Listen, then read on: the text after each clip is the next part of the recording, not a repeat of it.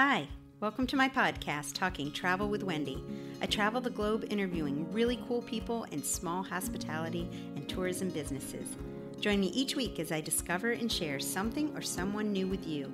You can find more at www.travelwithwendy.net. And remember, it's always an adventure when you travel with Wendy.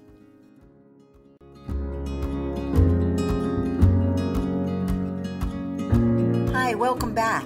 Today I'm going to talk about touring around Italy.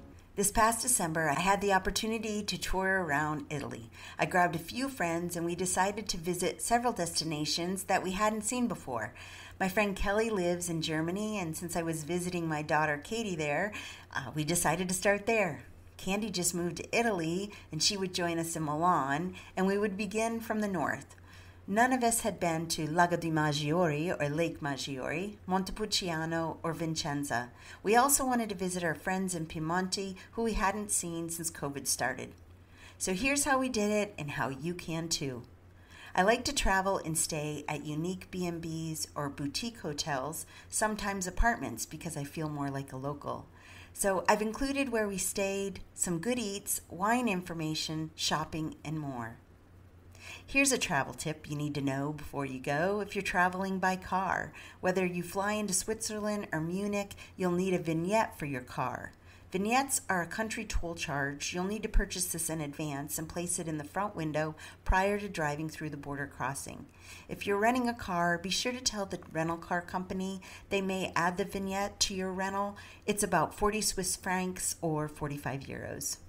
We needed one for Austria as well, and the Austrian vignettes can be purchased at gas stations prior to crossing a border. You'll definitely want to do this before crossing over. That sounded bad. Austrian vignettes are for 7 to 10 days. You can also purchase an annual pass if you're touring around Europe for an extended period of time. So you definitely want to do that. I've included some of the links in the description below. So let's begin the itinerary. Our first stop was Lago di Maggiore or Lake Maggiore in the town of Verbania. So Kelly and I took off from Germany, made our way through Switzerland. Austria at the time had closed its borders for transit because of COVID restrictions, so we just changed our route a bit and went through Switzerland. No worries. Lake Maggiore was quite a surprise for me. I've been to Bellagio and Lake Como quite a bit, and I've toured Verona and Menaggio with my small groups, and they're both stunning. It's everything George Clooney says and more. I'm also a big fan of Lake Garda. I've explored this lake from the north in Limon sul Garda to the south, Desenzano and Sirmione. Italy's lakes are astounding, and they're sandwiched between the Alps, and they're really green in the summer, but they still have their snow caps. They were cut out by glaciers between 47 and 15,000 years ago, and today they bring tourism, commerce, and industry to the area. They're unforgettable and breathtaking. I definitely recommend a must-see. We arrived on a Sunday in Verbania just in time for their holiday festival. Verbania is located on the western shore to the south of the lake and is one of the most visited towns on Lake Maggiore. Shops were open and COVID safe. To find out more about traveling through Italy and Europe, check out my latest blog and vlog. It's called European Travel Tips 2022. I have a lot of travel tips in there to know before you go, or even to start planning. So first up, let's talk about the cool digs we stayed in and the accommodations in Verbania. It's called the Hotel Casa Camilla. This is just off the main promenade of town, and we were within walking distance of the old town, the harbor, the cool architecture, shops, and restaurants. We met owner and operator Ivan Arbutello, who was super sweet and delightful, and I've included more in the interview that you can see in the upcoming vlog on my YouTube channel. The links will be below. Verbania is a lovely city to walk around and explore. I've included several photographs in the blog, and you can walk through the town in the upcoming vlog as well. Church bells were ringing throughout the day, and thankfully we arrived mid-afternoon, so we had plenty of daylight and early evening to explore.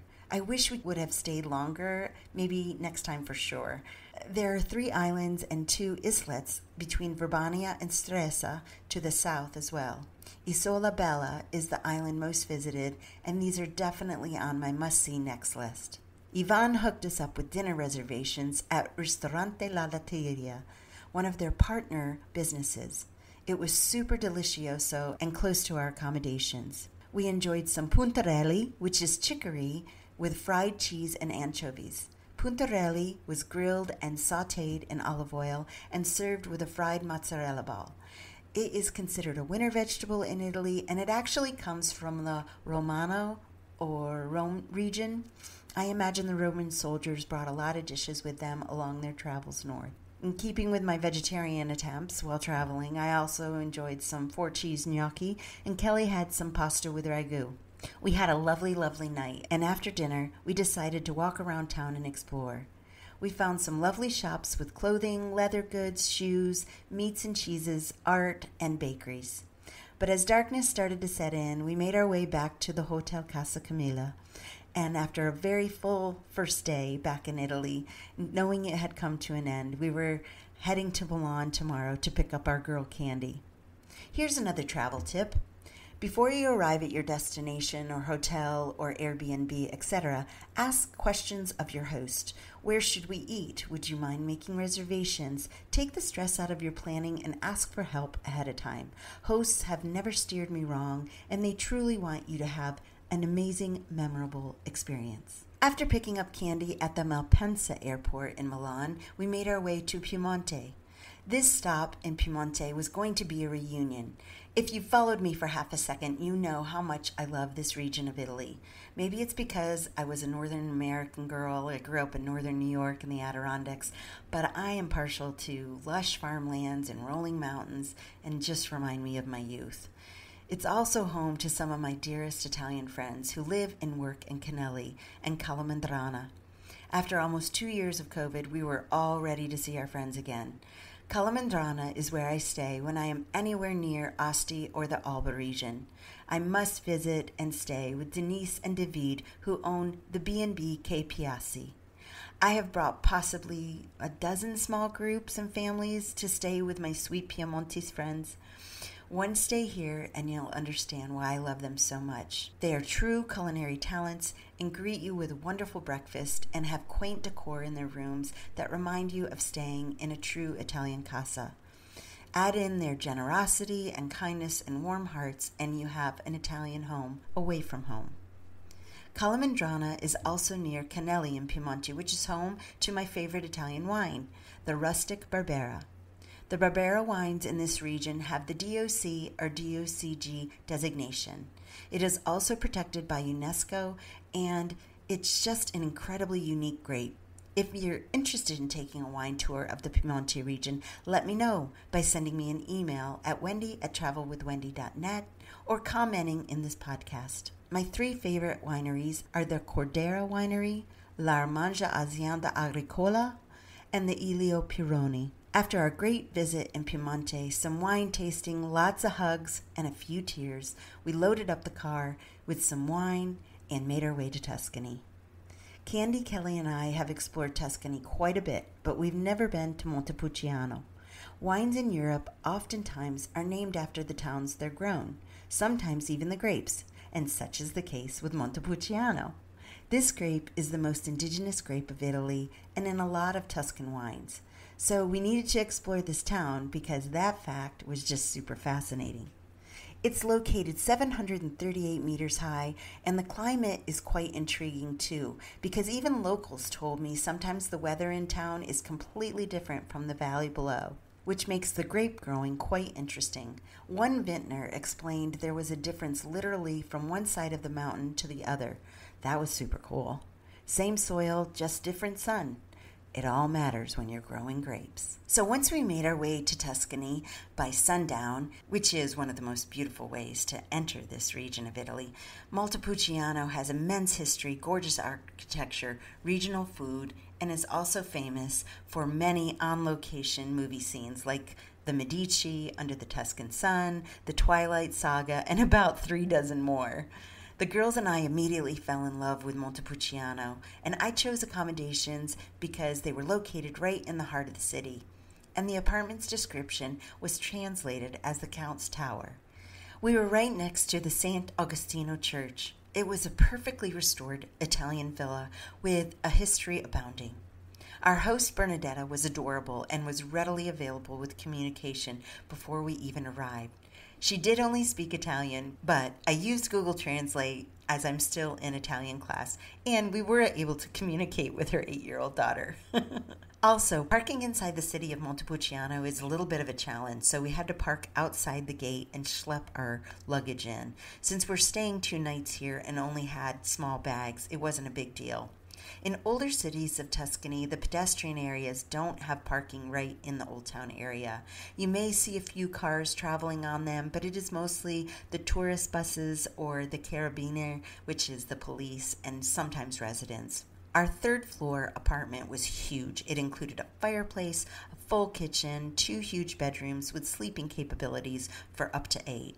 We woke to amazing views and church bells at 7 a.m. Being on the 3rd floor of an old building is also a good reminder to watch your purchases because you're going to have to lug those up the stairs. You really ask yourself, do I need to buy this? This lovely apartment had a little bakery that was right outside. One of the highlights for visiting Italy is the great coffee and cappuccino, and make sure you try some Italian pastries as well. So we didn't feel the pressure to get up every morning and make our coffee because this was right there and so good. Thankfully, all the shops were open and store owners were happy to see us too. When touring and shopping, we remembered to carry our masks. The stores required them, and they also wore their masks as well. A few shops we enjoyed in Montepulciano was the Romeria Mazzetta.